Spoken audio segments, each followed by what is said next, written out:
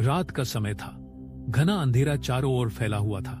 आसमान में काले बादल छाए हुए थे और हवाओं की सनसनाहट माहौल को और डरावना बना रही थी। दूर कहीं उल्लू बोल रहा था और झिंगुरों की आवाजें रहस्यमयी सन्नाटे को तोड़ रही थी। एक पुरानी हवेली के अंदर दीपक की धीमी रोशनी में 4 गुरु बैठे थे।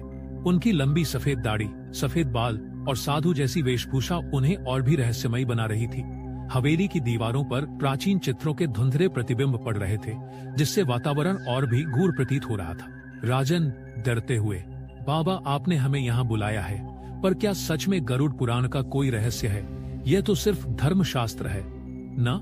पहला गुरु गंभीर स्वर में, गरुड़ पुराण केवल मृत्यु के बाद की बात नहीं करता। यह जीवन और परलोक का अद्भुत रहस्य समेटे हुए है, परंतु कुछ गूढ़ रहस्य हैं जिन्हें समझना हर किसी के बस की बात नहीं। माया आश्चर्यचकित होकर, कौन से रहस्य बाबा? क्या आपने स्वयं उनका अनुभव किया है?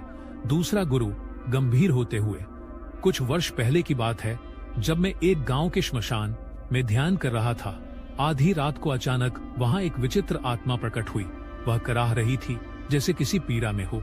चारों ओर सन्नाटा था, केवल हवा की सरसराहट और उसकी दबी दबी चीखें गूंज रही थी।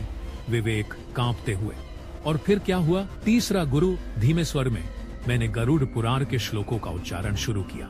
जैसे जैसे मंत्र गूंजने लगे, आत्मा तड़पने लगी। अचानक एक भयानक चीख के साथ वह गायब हो गई। पर उस रात मैंने कुछ और भी देखा, एक छाया जो मुझे घूर रही थी। मुझे तब एहसास हुआ कि यह ग्रंथ केवल पढ़ने के लिए नहीं, बल्कि आत्माओं को मुक्त करने के लिए नहीं, बल्कि आत्माओं को मुक्त करने के लिए भी है। सुमित संदेह से, लेकिन बाबा, चौथा गुरु मुस्कुराते हुए, आत्मा होती है, ये तुम तब समझोगे जब तुम्हारे सामने कोई अज्ञात शक्ति खड़ी होगी। अचानक हवेली के दरवाजे पर जोर से दस्तक हुई।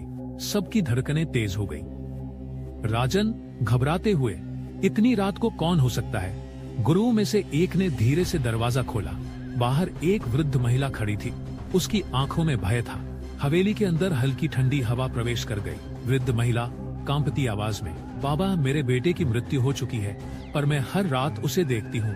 वह मुझसे कुछ कहने की कोशिश करता है। मुझे डर लग रहा है।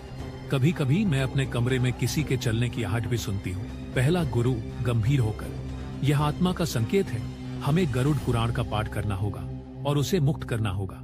सभी ने मिलकर गरुड़ पुराण के श्लोकों का पाठ किया। हवेली के अंदर ठंडी हवा बहने लगी और एक अस्पष्ट छाया वहां प्रकट हुई। हवेली की दीवारों पर छायाएं नाचने लगीं, जैसे कोई अदृश्य शक्ति वहां भटक रही हो। छाया मध्यम स्वर में, मां, मैं अब मुक्त हो रहा हूं, मुझे क्षमा करना। एक तेज प्रकाश हुआ और छाया गायब हो गई। वृद्ध महिला रो पड़ी, लेकिन उसके चेहरे पर शांति थी। हवेली में एक हल्की सुगंध फैल गई, जैसे किसी ने वहां दीप जलाया हो। तीसरा गुरु मुस्कुराते हुए, गरुड़ पुराण का यही रहस्य है। यह आत्मा को गति देता है, उन्हें मुक्त करता है, जो इसे मृत्यु का भय नहीं रहता। लेकिन याद रखना, हर आत्मा को मुक्ति नहीं मिलती। कुछ आत्माएं अपने कर्मों से बंधी रहती हैं और तब तक भटकती हैं जब तक वे अपने पापों का प्रायश्चित नहीं कर लेती। रात के सन्नाटे में एक नई शांति थी। हवेली में बैठे सभी लोगों की आंखों में अब डर की जगह श्रद्धा थी। गरुड़ पुराण का रहस्य अब उनके सामने प्रकट हो चुका था, लेकिन उनके मन में एक प्रश्न भी छोड़ गया। क्या यह अंत था या किसी नए रहस्य की शुरुआत? अगर आप